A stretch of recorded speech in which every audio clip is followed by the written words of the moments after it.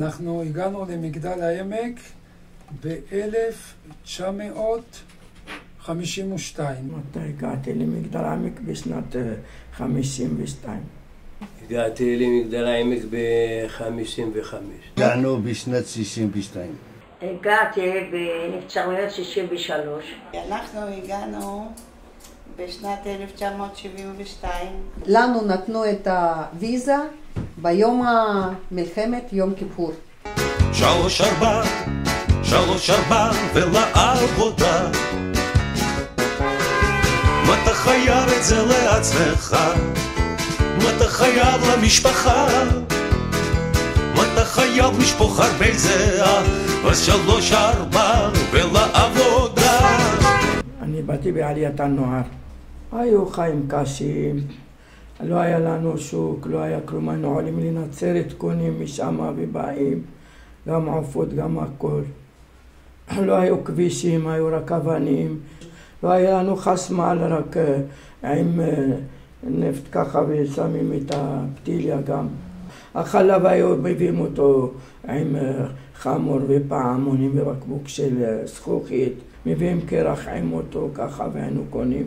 בכינו, היינו עצובים, בכינו. היה אחד שקוראים לו אדוארד. אדוארד, הוא היה מוכר, הוא היה עם סוס, היה לו חמור, והיה לו כזה עגלה מאחורה, הוא היה מוכר חלב. בקבוקים זכוכית. כל אחד היה מביא את הבקבוק זכוכית מהבית שלו, והוא היה מלא לו, והיינו משלמים לו סכום, כמה שזה עלה. וגם אותו דבר לגבי הנפט.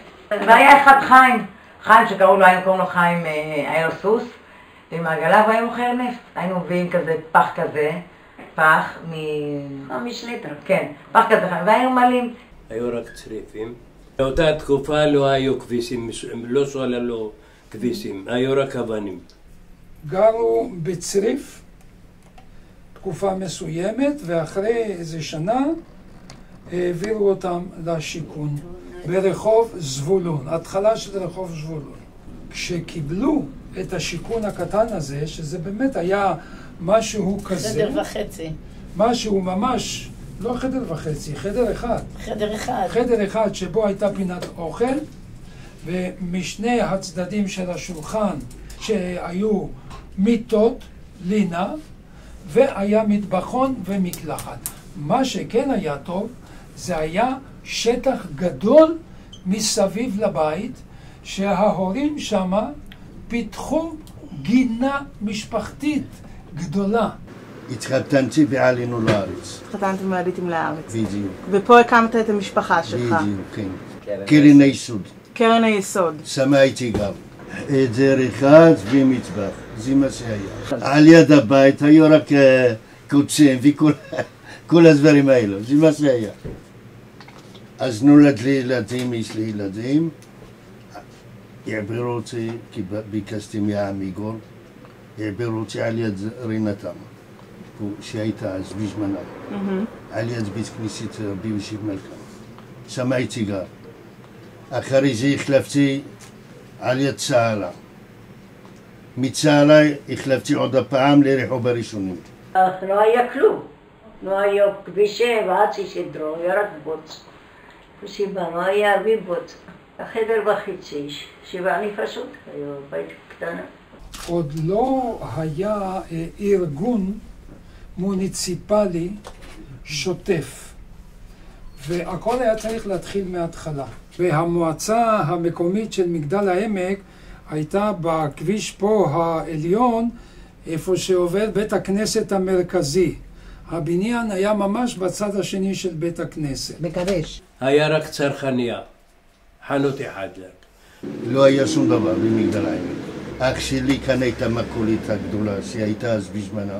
איפה? במגדל העמק, פה על ידי. אוקיי. הוא קנה את זה עם הדוד. היינו נוסעים לנצרת לקנות ירקות. 3 פעמים ביום היינו מביאים ירקות.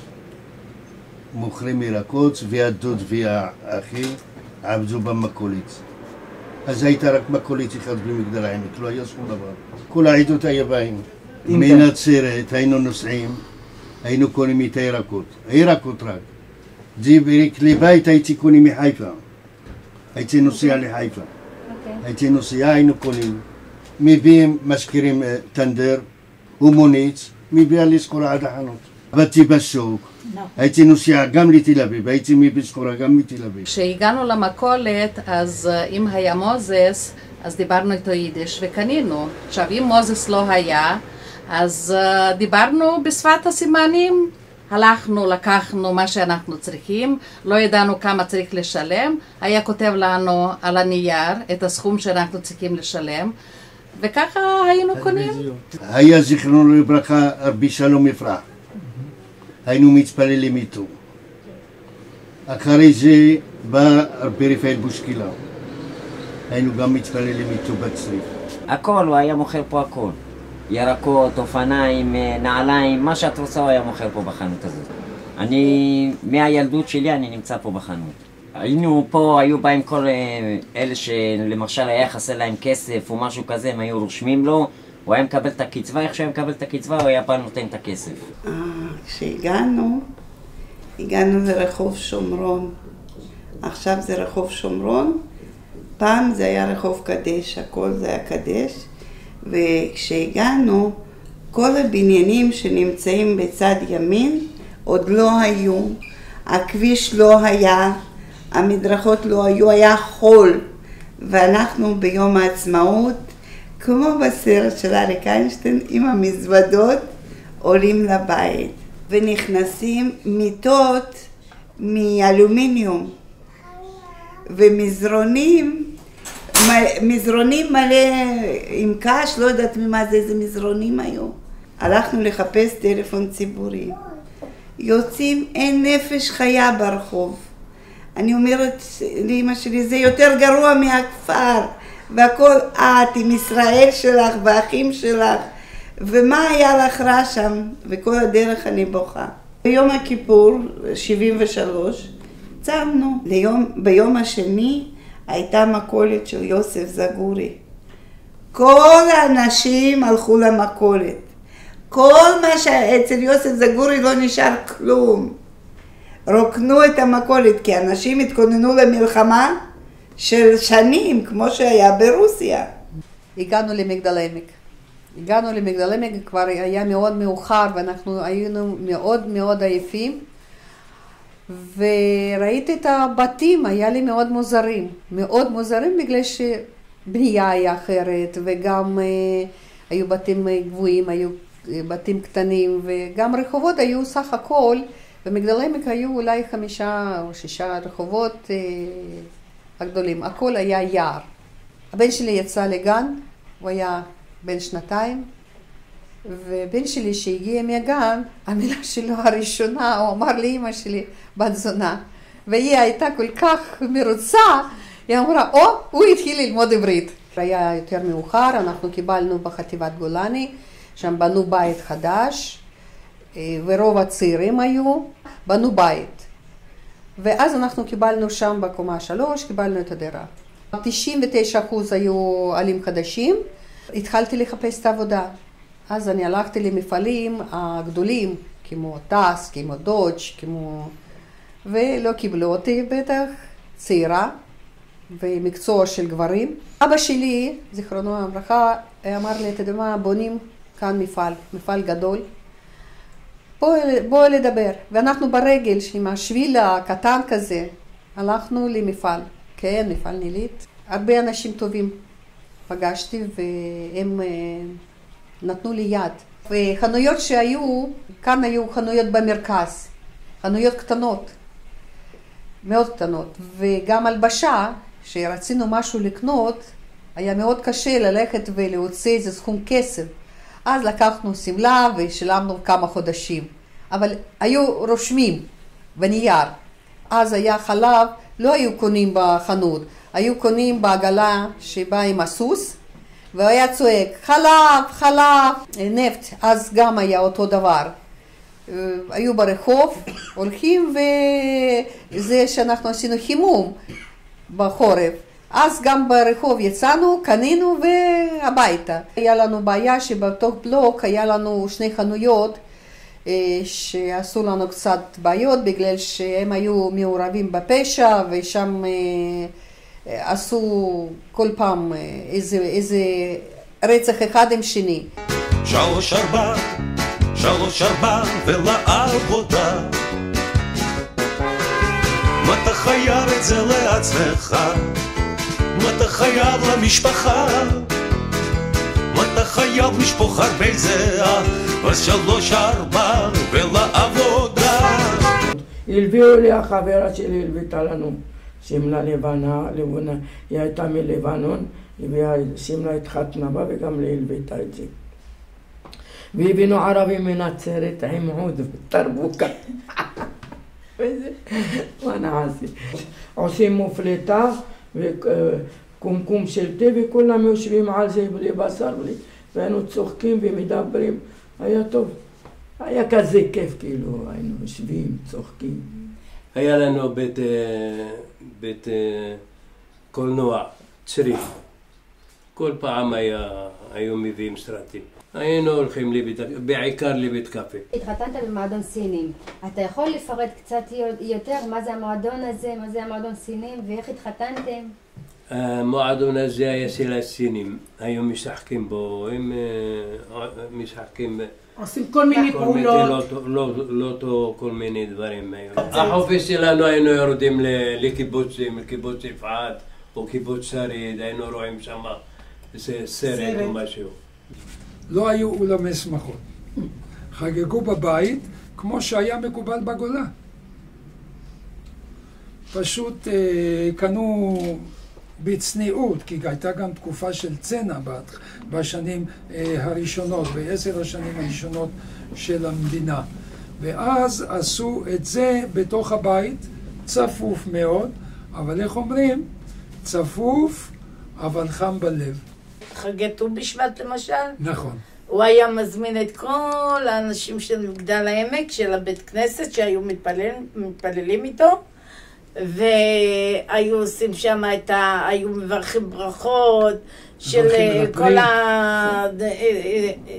כל הפירות של ט"ו בשבט. סבתא שלי הייתה מכינה שקיות, מחלקת לאנשים שיוצאים מהבית, שיהיה ברכה והכל. היינו, מה זה? אני זוכרת את החגים אצל סבא וסבתא, ממש חגים. בר מצווה שלו תחת לבלוק. והשכנים עזרו לי לבשל, ועזרו להגיש אוכל לאורחיהם, והיה כיף. יותר טוב, הזמנו זמרים. למשל, משה אליהו היה בבר מצווה של הבן הגדול, של יוסי. היה יפה. לא צריך עולם, לא צריך כלום. השכנים עזרו וטרחו, והיו שולחנות, כיסאות, ועזרו לנו לבשל, הכל היה כיף. היו לנו חברים שאנחנו היינו נפגשים כל שבת, אז שישי עבדו, בשבת לא עבדו, ונסענו לים, נסענו הרבה מכוניות, נסענו לים, ולהם היו גם כאלו ילדים, גם באותו גיל, והיה קולנוע. יום אחד הלכנו לראות סרט קסבלנק, ובאמת הסרט היה יפה עם הרבה שירים, אבל האווירה מסביב לא היה נוח לראות, בגלל שכאן בקבוקים זורקים, מעשנים, צוחקים וגם שירים מסביב. אבל הרוב האנשים, רוב האוכלוסייה הרוסית הלכו לסרטים בגלל שלא היה משהו אחר. המסיבה הראשונה היה חתונה של אחותי. והרב גרוסמן הוא היה, אני חושבת, זה גם שלו החתונה הראשונה הייתה. לא היה לנו אולמות בגלל שהיה אולם אחד שהיה איפה ורסאי היום, והורים עשו את האוכל בבית. הכל הביאו את השני אנשים והם עשו את הכל בעצמם. אחר כך כשאני התחלתי כבר לעבוד, אז במפעל עשו את המסיבות של חנוכה, אבל כאן עדיין לא היה איפה לעשות. כאן לא עשו, במגדל העמק לא היה אולם. 3-4 ולעבודה. מה אתה חייב את זה לעצמך? מה אתה חייב למשפחה? מה אתה חייב לשפוך הרבה זהה? אז 3-4 ולעבודה. שיחקו בכדור, שיחקו עם גוגויים של... גרעינים של מישמיש? מישמיש, כן. היו משחקים, היו שמים אותם בכובע, שמים אותם ככה, הם משחקים. ושהם הגיעו לגיל של בר מצווה, איך חגגתם? חגגנו במירון. היינו לוקחים כבשים, שוחטים במירון ועושים להם בר מצווה. היינו משחקים, האחים שלי היו מטפסים על העצים, היינו משחקים בינינו בבית, בתוכי ובחמש אבנים. אני בגבת הייתי פוגש כל הזמן ילדים ממגדל העמק שהיו משוטטים באזור, בשדות, בקיבוצים. אני הייתי מסיים את הלימודים, הייתי בא לבית, הייתי עושה את השיעורים, הייתי בא ישר לחנות. היו פה כל מיני ילדים, היינו משחקים, היה פה גן ישראל, היינו הולכים משחקים. אופניים, מגלשות היו פה, הכל היה פה. למדתי בבית ספר הערים. עד כיתה ז', אחר כך מכיתה ז', למדנו בעפולה, אחר כך בבית ספר יהודה בעפולה, אחר כך משם התגייסתי לצבא. החוויה גם זה מלחמת ששת הימים, שהייתי בת 5, פרצה מלחמת ששת הימים. לא היה מקלט. אז היינו כולם רצים, לא היינו מקלט, איפה שגרנו, היה מקלט מרכזי. בכל השכונה ברחוב העצמאות, כל הדיירים, כל המשפחות, היינו באים לשם. 3-4 ולעבודה. מה אתה חייב את זה לעצמך? מה אתה חייב למשפחה? מה אתה חייב לשפוך הרבה זהה? אז 3-4 ולעבודה. נכון שלמגדל העמק הגיעו גם יוצאי אשכנז, כמו הזכרתי קודם, הונגריה, רומניה, קצת פולין, כן? אבל זה היה מיעוט שבמיעוט. כל מפוני המעברה כשהגיעו לכאן, כן, היו בעיקר יוצאי עדות המזרח, מרוקו, כל צפון אפריקה, עיראק, תימן, ולכן הרוב היה מזרחיים. מרוקאים, עיראקים וטריפוליטאים. לא היו ויכוחים, לא היו מריבות, כי אז היה הכל רגוע. חברה שלי אמרה לי, יש מרוקאים, ואוי לך אם תתקרבי אליהם. אז בשבילי המרוקאים זה היה משהו טאבו. אז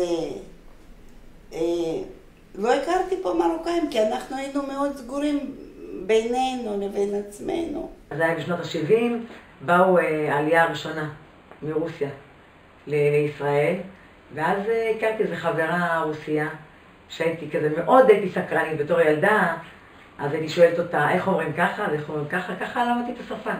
אני זוכר את התקופה ההיא בהשוואה לתקופה הזאת, כתקופה של מחסור, מצד שני, כתקופה של יותר שקט, פחות מתח, יותר ביטחון, למרות שהייתה אבטלה. אבל היה ביטחון איזושהי הרגשה כזאת יותר לאנשים.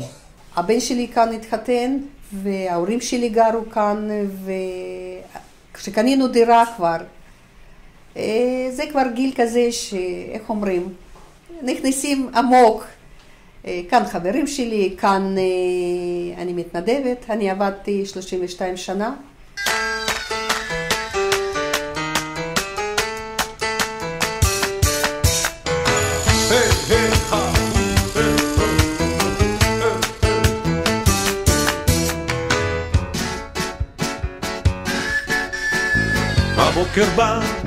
הבוקר בא, אז תגיד תודה. 3-4 ולעבודה. מה אתה חייב את זה לעצמך? מה אתה חייב למשפחה? מה אתה חייב לשפוך הרבה זהה? אז 3-4 ולעבודה.